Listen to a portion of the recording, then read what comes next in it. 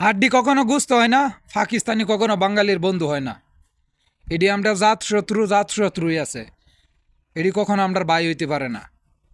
কারণ কথা ঠিক আছে, আজকে বাই আমি কোম্পানির কাজ করি, কোম্পানি যদি আপনার গাড়িতে মাল আনে তাই ভাড়াটা কি আমি দিব না কোম্পানি দিব? আমি হলো কোম্পানিতে কাজ করি, কোম্পানিতে মাল আইছে আমি নামাইছি, শেষ। আমার ভাড়াটার এগুলো তো আমি কোনো মাসুল না।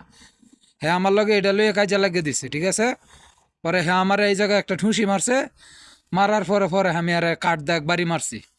কথা ঠিক আছে, যারা পুলিশ বলেছে, পুলিশ আইসে পরে আমার আকামা চাইতেছে, আমার আকামা তো নাই। আমার আকামার মাঝে তো আছে মালিকের কাছে, কিন্তু এই হ্যাঁ হ্যাঁ আকামা দিছে।